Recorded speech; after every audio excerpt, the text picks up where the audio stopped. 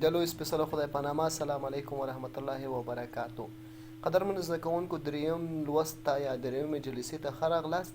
په دې درس کې موږ او تاسو د شخصي ضمایرو او همدغسې فاعلي ضمیرونو سره آشنا کیږو. شاگردان عزیز، به امید از اینکه خوب و صحتمند باشین. در این جلسه ما و شما با ضمایر شخصی یعنی یا ضمایر فاعلی خود آشنا میشیم. شخصی ضمیرونه یا ضمایر شخصی با او ضمایری گفته میشه که با طور مستقیم یا غیر مستقیم به یکی از اشخاص ما دلالت بکنه. خب حالا کدام اشخاص؟ میدانیم که در گرامر ما و شما سه تا شخص داریم: متکلم یا گوینده، مخاطب یا شنونده و غایب یا کسی که در بین گوینده و مخاطب در مورد او چی میشه؟ صحبت میشه. برای ما و شما در اینجا گفته شده که په پښتو کې شخصی ضمیرونه پر دوه ډولونو باندې ویشل کیږي.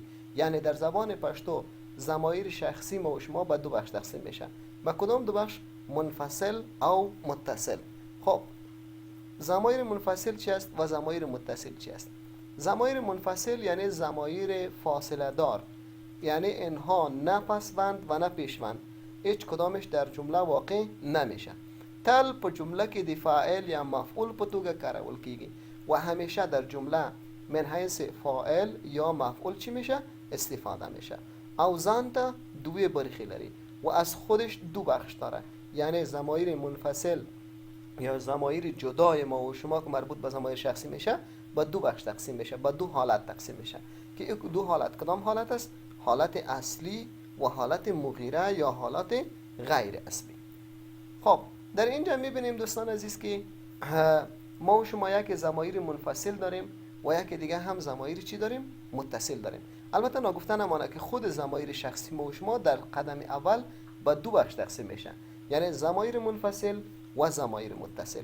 ضمایر منفصل ضمایر جدا قسمی که قبلا برای شما گفتیم و ضمایر متصل ضمایر پیوست هستند.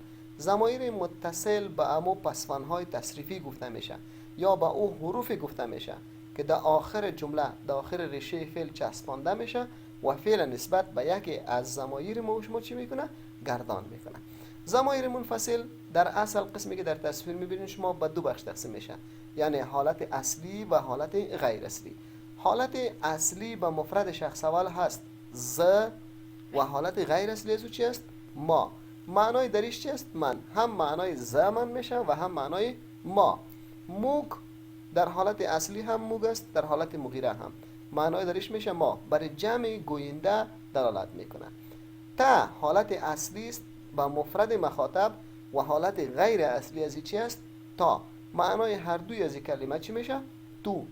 تاسی و در هر دو حالت تاسی معنایش میشه شما، یعنی به جمع مخاطب دلالت میکنه.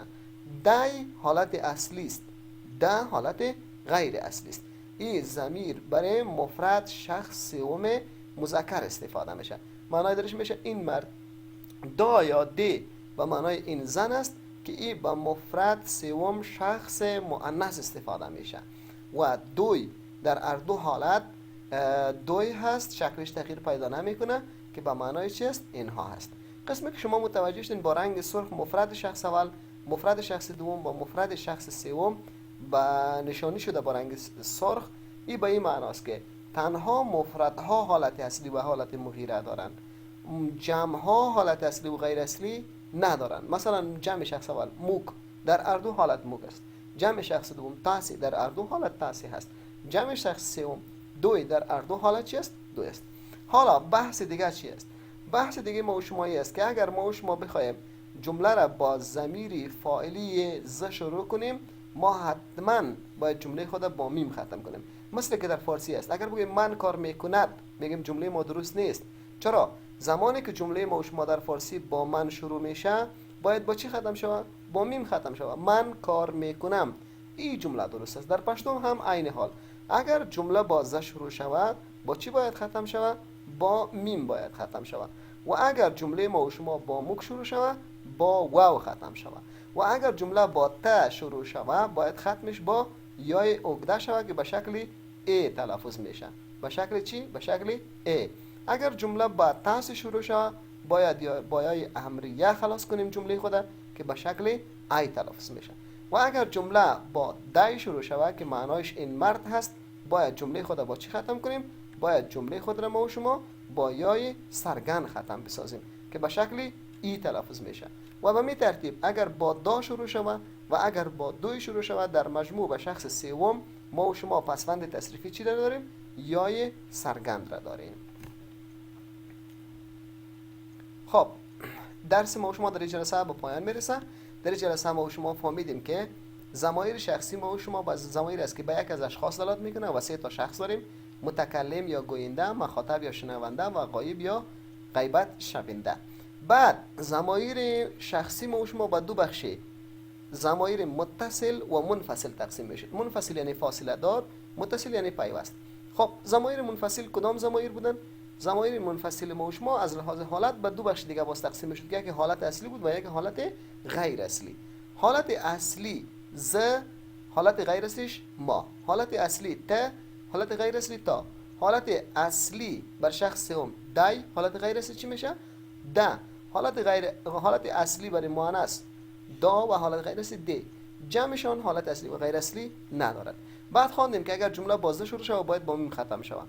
اگر جمله با مک شروع شود باید با واو. اگر جمله با ت شروع شود باید با یای اگده. اگر با تاس شروع شود با یای امریه و اگر با شخص سوم با هر کدامشان شروع شود با یای سرگند جمله خود چی میکنیم؟ ختم میکنیم. امیدوار هستیم که درس فهمیده باشین. یکی چطور میتونیم جمله بسازیم در جلسه بعدی روی زمان حال جاری با هم صحبت خواهیم کرد. به خدای پامان. الله مو ملشه.